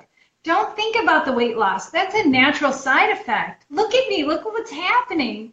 I'm eating for optimal health. I'm eating for endothelial protection. And if you don't know what that is, look it up. Dr. Ethelston will explain it to you, right? Yes, Dr. Ethelston. Oh, Dr. Ethelston, thank you so much. Yes, 100%. His book, To Reverse and Prevent Heart Disease, it's like, that helped me so much when I went through my experience with losing Krista.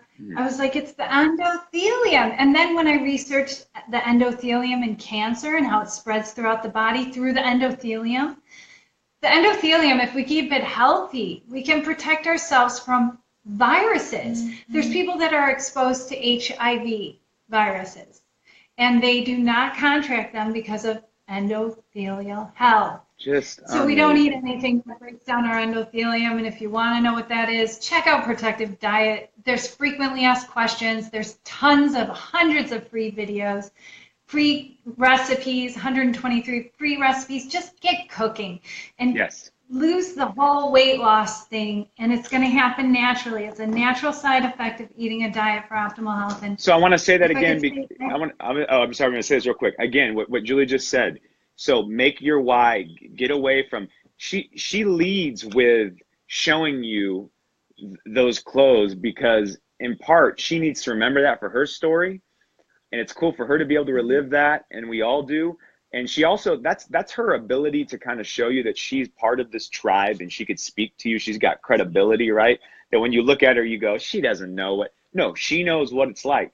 But when it comes down to your why, get this really, really clear. It is not about weight loss. And that's what I'm always preaching to people. So I love that there's someone else here saying the same thing, who's far more successful, reaching far more people than I am, who's saying the same exact thing, that in order to be successful long-term, your why's got to be bigger than weight loss. And so that's exactly what she's saying. And the other thing she's saying too is that you have to start with yourself.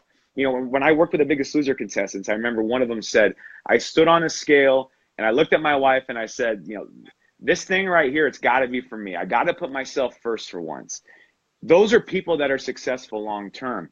Often we think to have really amazing, I mean, the dynamic between you and your husband seems like it's really, really rich and good. We think in order to really have a rich and good marriage, we have to put our spouse first. In order to have really good relationships with our kids and successful kids, we need to put our kids first. No, you better put yourself first, like you're saying, in order to be the best version of a wife, of a husband, It's with of a parent. anything. It's with anything. Like what I'm going through with trying to produce these feel-good hormones that our brain naturally produces that the opioids suppress.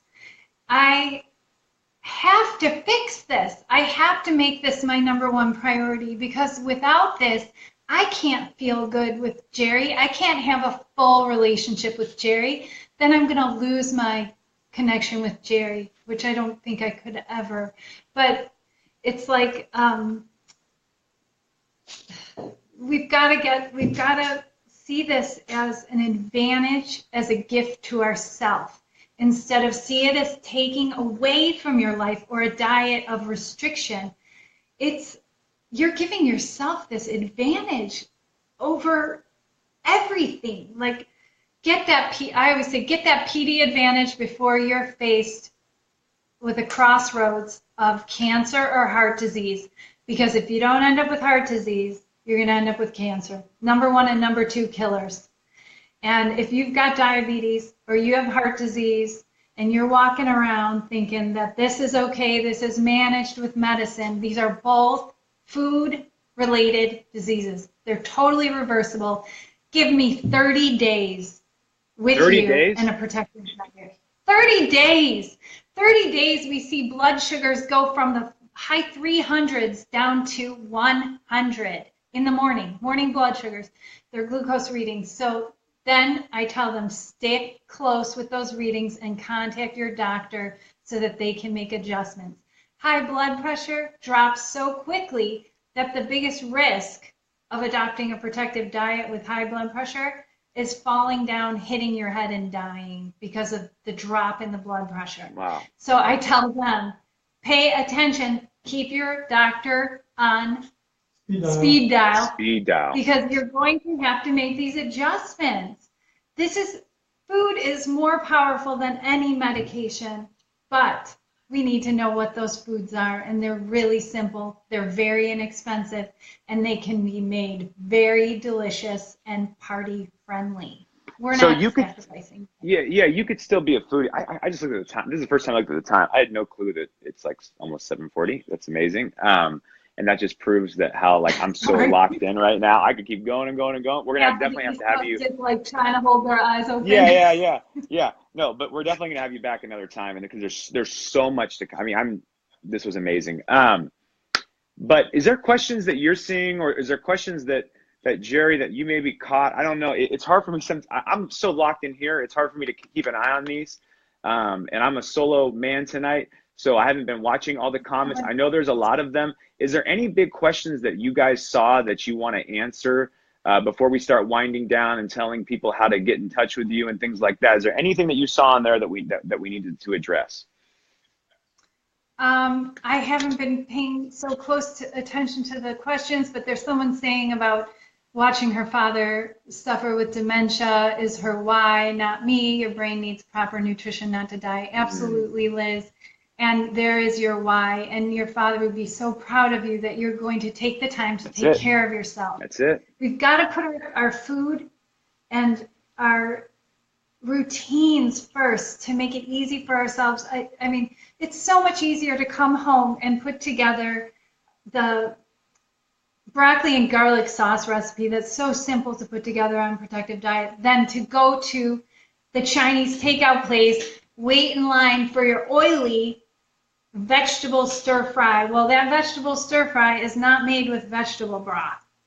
Don't be mistaken. They call it vegetable stir fry because it's made with vegetables and some random meat broth. Right. So do yourself this justice. That oil makes your blood like sludge. It slows everything down. So if you want superior athletic performance, you got to cut those fats out of your diet. Jerry's our athlete here. He'll tell you his recovery time's like that. And now I'm the weightlifting guru around here. I've been doing all the weights and I feel fantastic doing it. I'm not a huge fan of cardio. I do dog walks. But I did not lose this weight due to exercise. I stopped exercising. I forgot to mention that. I stopped exercising when I wanted to. You were an 8, right? I was an 8. and I was doing all the spin classes Yeah. to burn off all the fat of the nuts and the dried fruit, all those calories.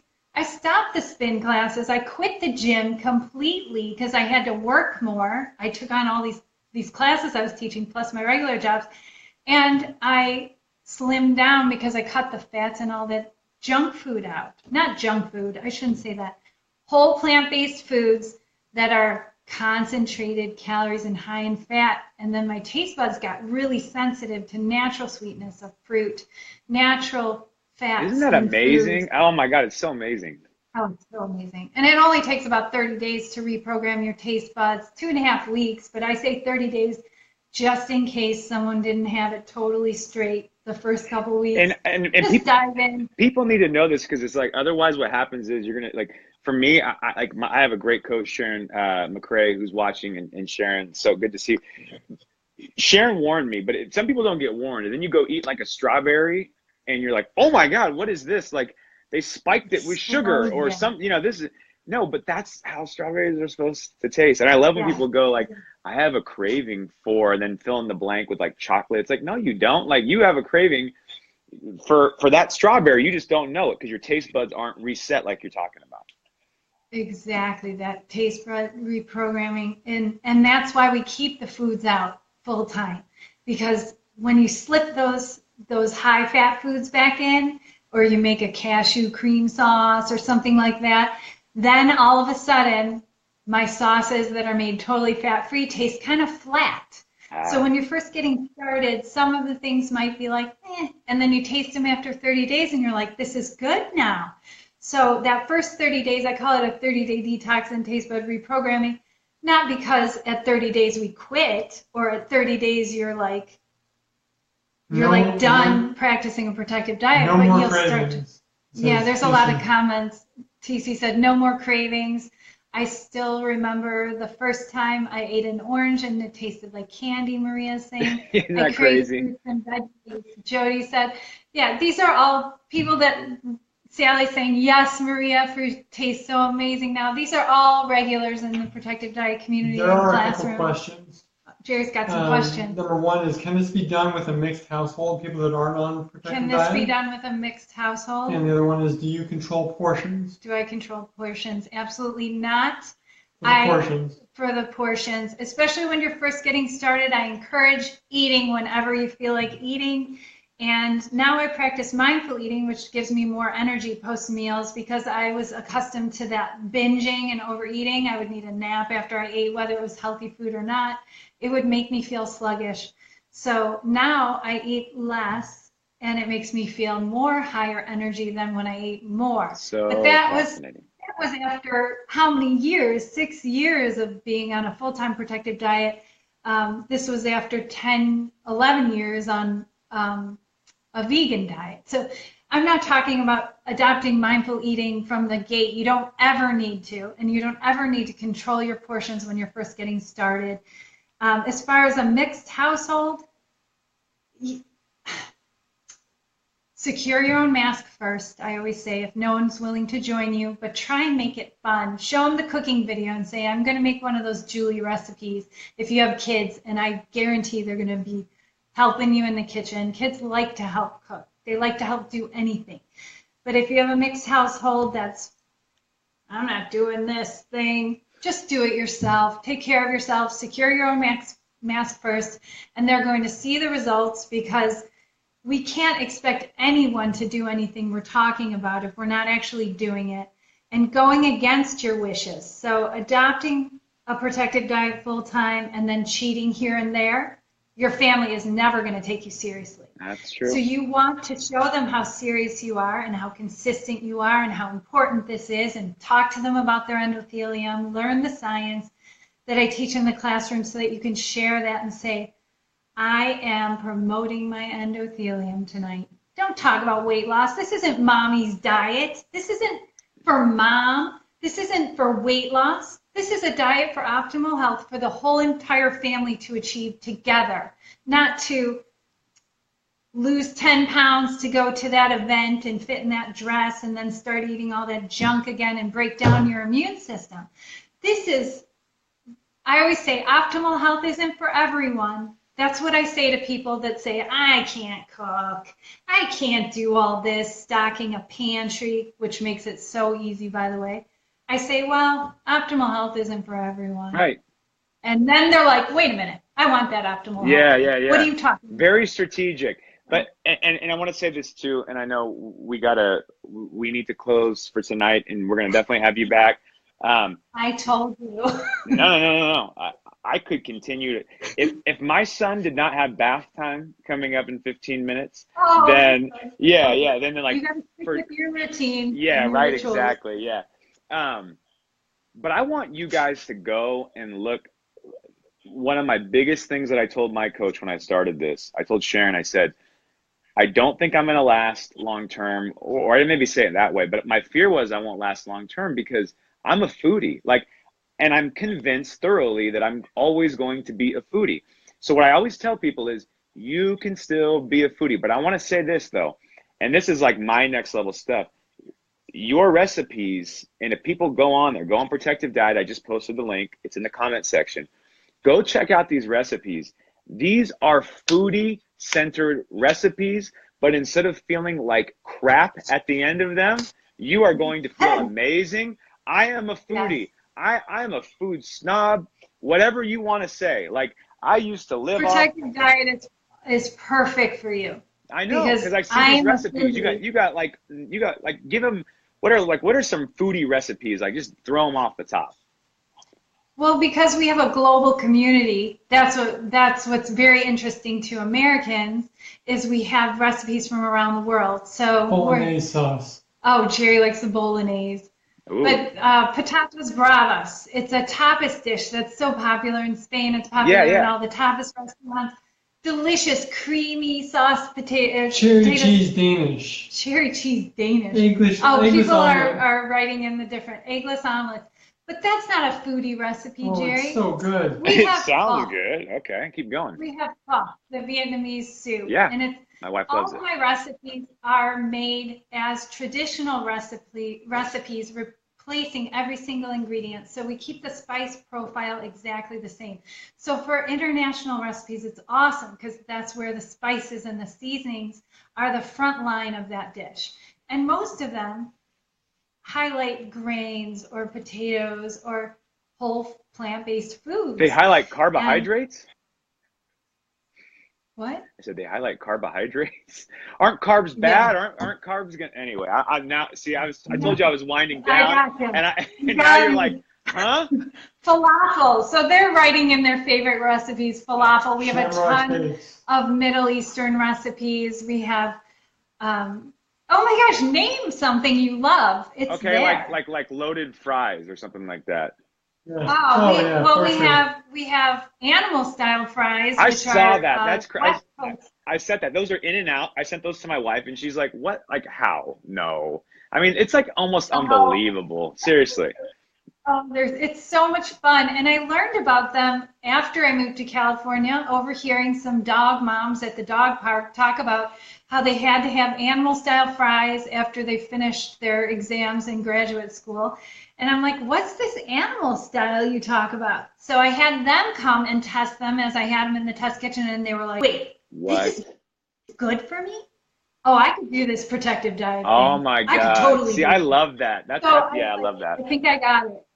So all of the recipes that we have on the site, there's none of those throw together like grain bowls. It's all remakes of comfort food favorites and foodie favorites. So, I mean, just click on the all recipes and scroll through and you'll be like, oh my gosh, seriously, I've been at this for many years and you can see my energy about this. After we're done tonight, there's no place that I'd rather be than in that test kitchen creating the next greatest recipe for the protective diet community. And I don't even have a cookbook out yet. I'm too busy doing this. Okay, what's for next week?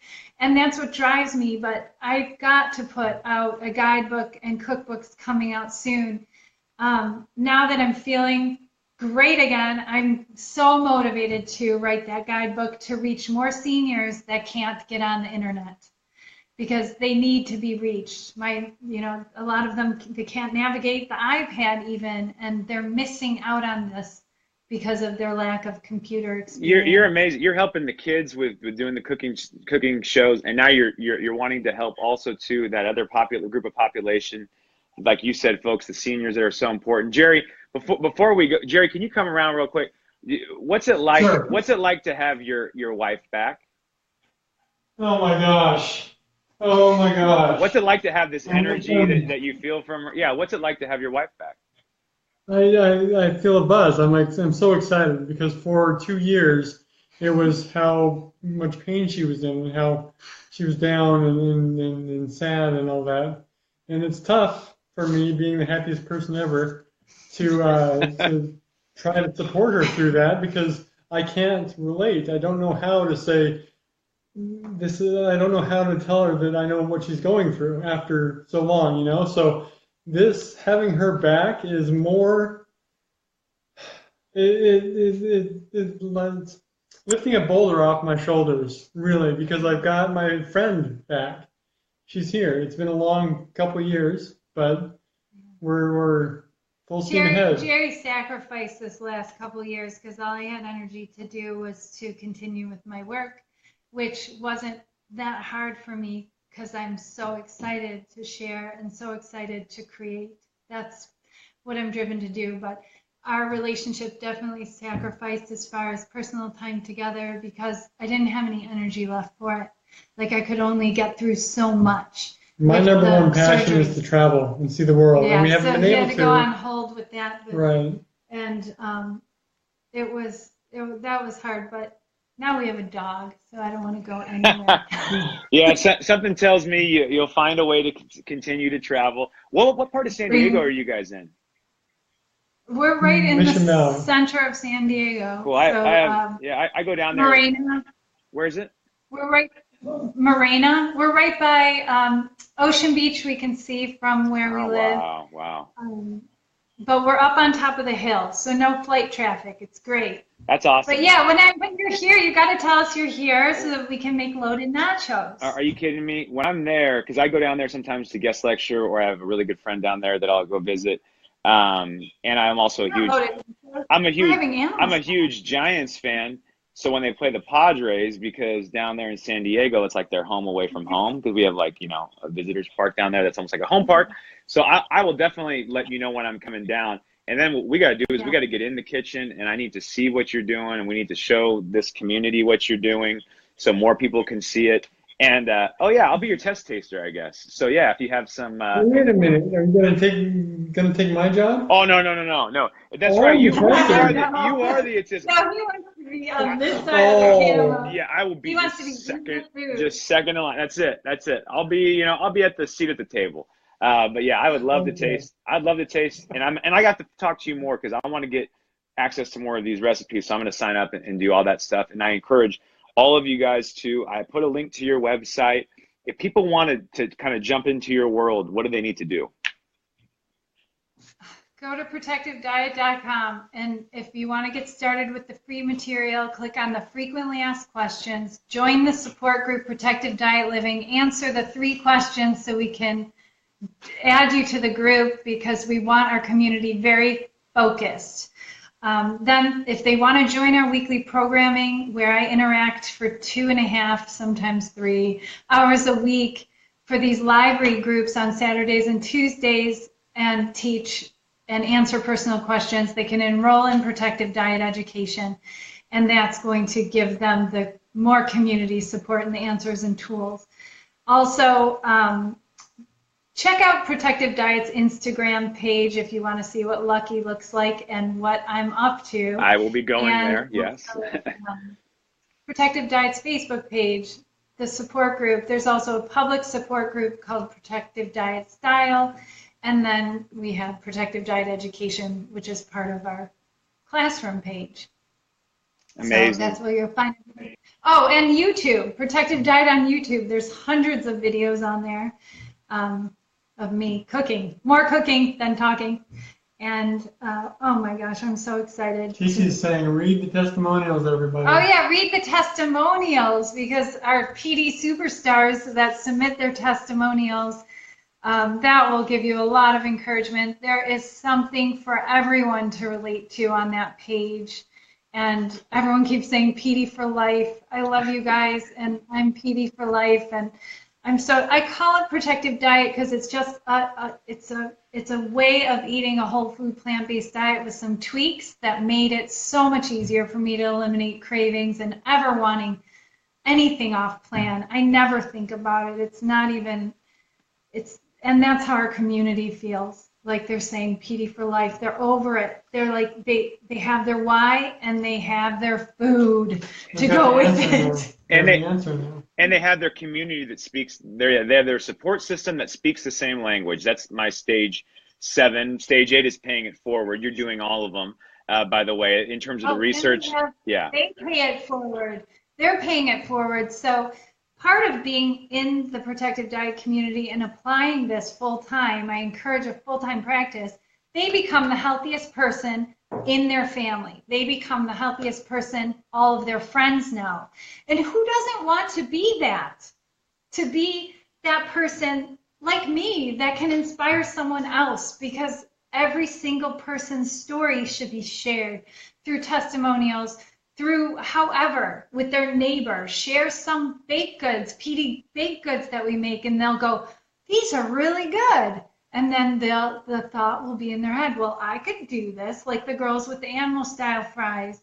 It's like they never thought vegan food could taste good. Open up your home, have the Super Bowl party. Don't avoid it because you think no one's going to like your food, because we have everything, potato skins. We've got every Super Bowl recipe. It's bath time for his son. Oh, it's bath time for your son, Jerry. Wait, Jerry, did my wife write in? Because I see her, she's watching. She's probably watching to see if it's wrapping up. But hi to her. Thank you. Yeah. Thank you. And I'm sorry I kept you so long, and I hope No. I thank you so much. And really, and maybe you'll be here when we have a protective diet potluck, because we have those at the beach. And you guys got to let me know when, and then I'm coming. Yeah, okay. Absolutely. Like I'm always looking for a reason to be in San Diego. When you're going to be in town, we'll plan a potluck. There's always we always need a reason to get together. Well, there's Katie. She's saying hi. She says hi. There's there's my wife, Katie. Yep. And oh, by the way, I should mention she's also like due in 3 weeks for our second baby. So there's also that. Oh my gosh! Congratulations. Thank you. But it's just more to say what a trooper she is. And I mean, as you guys know, really, like you see Jerry in the role that he plays. And in order to be able to be in front of the camera and sharing and living out passions, it takes this real team effort. So I know you guys know what that's like, and you guys are an amazing team. I just want to say that it was really cool, Jerry, to meet you. I think for your viewers, Jerry was not a vegan when I met him. He was not plant-based when I met him. He put ice cream and pizza in my vegan freezer. So don't shut your mind if you're on a plant-based diet or a vegan diet to people that aren't on one to entering your life, because you're there to inspire them. That's right. So, and put yourself first. Yeah, put yourself first, like you said. Lead by example, and then just see what happens. So next time that we do this, we'll probably do it in person. Then I'm thinking, but we are definitely doing another one of these, and I'm definitely going to get that animal style. I think I already have the animal style recipe. Anyway, I'll call you afterwards. We'll get more stuff set up. I need some of these recipes. Guys, please, if you were motivated tonight by Julie Marie's story, you can check her out, like at all those places that she mentioned: Facebook, Instagram, YouTube. She has tons of content for you. Tons of it is free. If you want the extra layer of support, don't shy away from that. That's one of the biggest ways that you'll make yourself successful, is to find your tribe. Find your tribe with her, 100%. I definitely want to encourage you to do that. So this is our 8th episode. It is now in the books. Next week, we're back with Jason Cohen. Jason Cohen, who's in the plant-based community, and he's doing a film about some of the guys that, if you saw Tim Kaufman's story, some of the guys that are in the Missing Chins Running Club, and they're going to be doing a documentary. Jason's the one that's doing it. Jason's lost a tremendous amount of weight going whole foods plant-based. That film's going to be awesome. He's on next week. So don't forget to tune in next week. If you have more questions and comments, Julie and I are going to look through them, and we're going to make sure that we try to get to yours here tonight. Thank you for tuning in. If you want to follow along each week when we go live, make sure you like this page, Dr. Mondo, share it.